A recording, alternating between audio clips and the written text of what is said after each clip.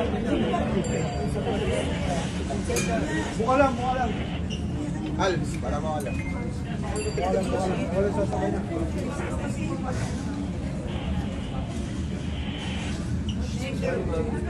Hi, ma'am. Morning, ma'am.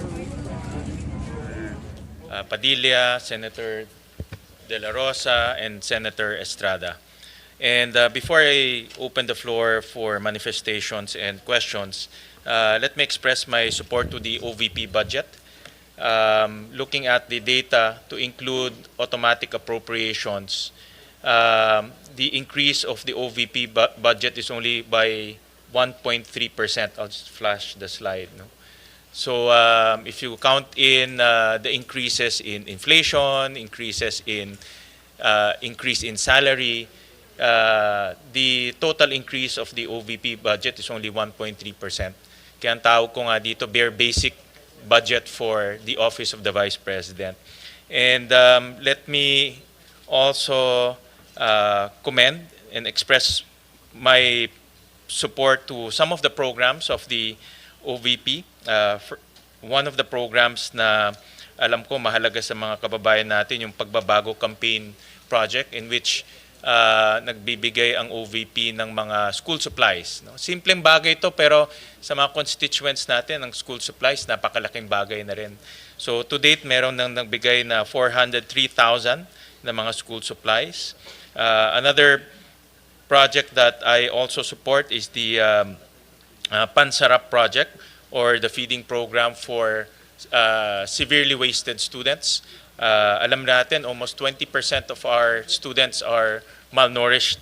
So to date, there are about 16,000 students that were fed by the Pansarap project.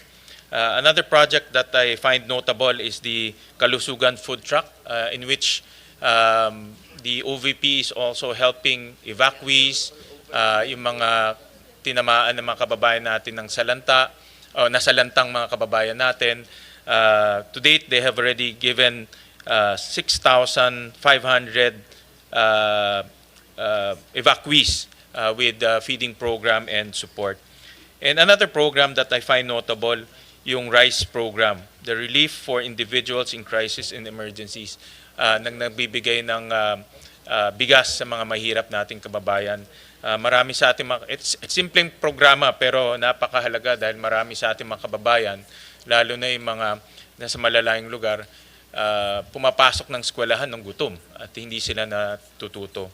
To date, 197,000 beneficiaries ang nabigay na ng RICE program ng ating butihing Vice Presidente, kasama ang kanyang mga kasamahan sa OVP.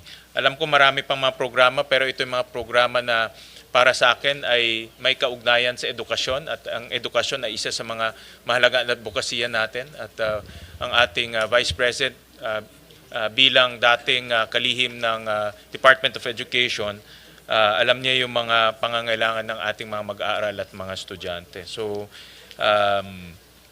So I support all of these programs. So with that, we'll open the floor for manifestations. We'll start off with Senator Erwin Tulfo, who was here ahead of time. Thank you, Mr. Chair. My question now is, I noticed that from 942 million, binawasan po ito in-slash ng 902.8 million na lamang, nawala po yung 39.143 million. Ang tanong ko po ngayon, Mr. Chair, ano po mga proyekto o programa na maapektuhan po nito, ito pong slash po ng 39.143 million, Mr. Chair?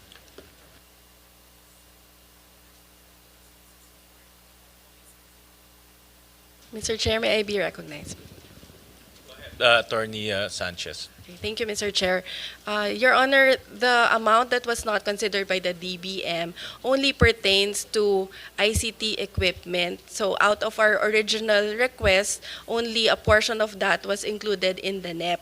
So we will just reprioritize the ICT equipment that we will procure, and will work within the budget that was provided in the NEP.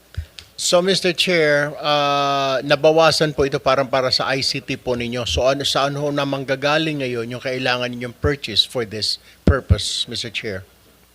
As mentioned, Mr. Chair, we will just review our requirements and prioritize based on the urgency of the ICT equipment that we need to procure. So some of the items will have to be deferred, or we may need to forgo some of the items, Mr. Chair. Ano-ano po, Mr. Chair, mga bago existing programs ng OVP na popondohan po ng OVP this year? Kasi I noticed from 744.1 million po na budget ng 2025, you're asking for 902, pero nabanggit nga po ni VP kanina na mostly ay sa MOOE, mapupunta po 100 plus million po yata. Now, kaya ang tanong ko po ngayon, ano-ano po mga programs, existing programs, o mga bago na popondohan po ng OVP? Yes, Mr. Chair. Basically, it would be the same programs that we are implementing this year in 2025. So we will just include additional provision for Magnegosyo Taday because in 2025, we are only using the continuing appropriations from 2024. So part of the increase will also go to the procurement for disaster relief operations, Mr. Chair. All right, Mr. Chair, and notice also, ongoing po ba ito, Mr. Chair, itong OVP program activities, ito pong Al-Janaza Kit Assistance, tsaka Sympathy Flower Program, is this ongoing or is this new program of the OVP? It's part of our ongoing programs, Mr. Chair. It used to be part of our medical and burial assistance program, but we are running it as a separate program now because instead of giving monetary grants, we provide a kit, Al-Janasa kit, Mr. Chair. Mr. Chair, I just noticed, kasi po, like I have an office at Zamba Sultan, Zamboanga City. Yung mga kababayan po nating Muslim, pag may burial po, hindi naman po sila gumagamit na ataol, kundi naghihiram na lang po ng sasakyan, which I provided my office there in Zamba Sultan, Zamboanga City. Halos everyday po, hinihiram po ng mga kapatid nating Muslim para maisakay po yung bangkay, para mailibing. Pero maganda pong programa itong Al-Janaza Kit Assistance and Sympathy Flower Program. My last question, Mr. Chair, kung meron pong dapat i-prioritize ng committee na ito, ano po ang mga dapat dagdagan na pondo? Saan, Mr. Chair? Ms. Sanchez, before you respond, let me recognize the presence of our Majority Leader, Senator Zubiri. Yes, Mr. Chair, that would be the disaster relief operations. Since that is the second highest requested but assistance from the Office of the Vice President after the medical and burial assistance. That's all from me, Mr. Chair. Thank you po. Thank you, Senator Tulfo. Next will be Senator Go. Mr. Chairman, Yes. before we recognize the other members of the Senate, I know many of you just want to make manifestations. We have parliamentary courtesy here when usually in my how many budgets that I've handled, I've been to almost 23 budgets already. Pag bisita po ng Office of the Vice President and President, we give them parliamentary courtesy and usually their budgets, and in this case, the budget of the Vice President is already a lean and mean budget. Hindi, wala na pong dagdag, kawawa nga, di ba po, Mr. President? So, maybe we can afford them the courtesy that we can approve the budget, of course, after the manifestations on the part of the leadership of the Senate. We'd like to extend that courtesy to the Office of the Vice President. Yes, Uh, Mr. Chair, also on Mr. the part Chair. of the minority, Senator we Marcos, also would like to be associated with the motion of the majority leader. Senator Marcos. That was my question, Mr. Chair. Is that a motion that we therefore endorse the budget of the Vice President from the subcommittee to the Mother Committee of Finance? Well, let's give the members an opportunity to give their manifestations. No, That's fine, All right. but may I make that motion and hold it in abeyance Yes. until everyone has You can do it at the manifested? end Thank after you. the manifestations. Mr. Chair, before I have to attend to a caucus upstairs, I would just like to manifest that I support po the budget of the OVP. As a matter of fact, kung po pwede po sana pag-aralan natin, review, yung binawas po na 39 million, baka pwede pong ibalik ulit. Because maganda naman po yung mga programang na ilatag po ng OVP. Thank you, Mr. Chair. Thank you, Senator Tulfo. Next is Senator Go. Salamat, Mr. Chair. I also hope we could accord parliamentary courtesy to the Vice President and approve her office budget swiftly. Mr. Chair, distinguished colleagues, and to Vice President Sara Duterte, good day. Mr. Chair, I just want to express my strong support for the proposed budget of the Office of the Vice President for 2026.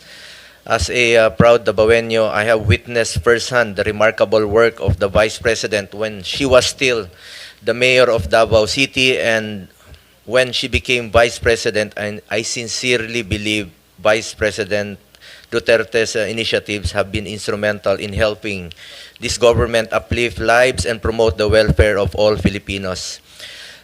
Tiwala po ako sa ating Vice Presidente at sigurado po ako na nagagamit po ang pondo ng bayan sa tama. Sa totoo lamang po, matagal po ako nagtrabaho kay former President Duterte at naabutan ko po nung siya po ay naging Vice Mayor ng Davao, si Vice President Sara. Kung stricto po si dating Mayor, dating Pangulong Duterte sa panggobyerno, mas stricto po si VP Sara. At alam ko pong magagamit talaga ang pondo para sa pantulong sa ating mga kababayan kesa naman po napupunta lang sa flood control, nagatasan po ng ilang mapagsamantala. Sa mga nakaraang taon, nagkaroon ng OVP na mga programang nagbibigay ng tunay na benepisyo sa ating mga mamamayan. From medical assistance to relief operations, educational support, pangkabuhayan programs at libreng sakay among others. Sa totoo lamang po itong libreng sakay ay atin rin po itong sinusuportahan in my own small way po.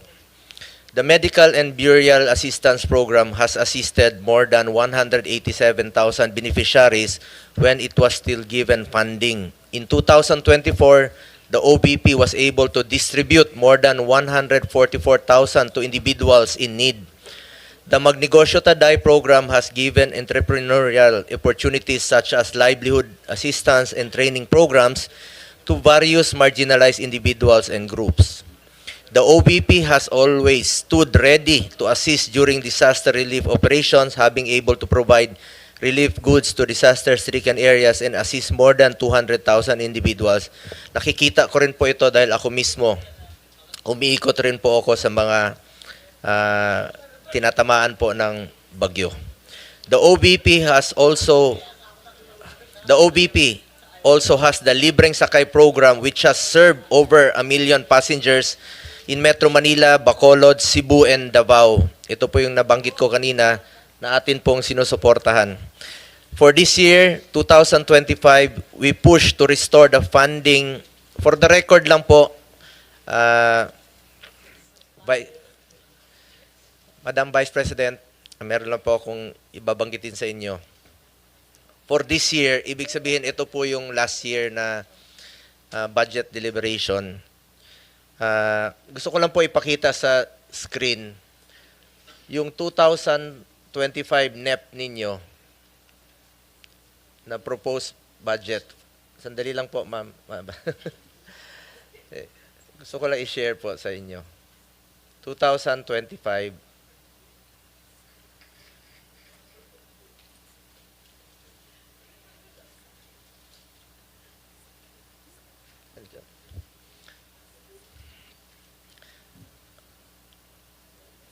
Hindi, yung 2000 NEP.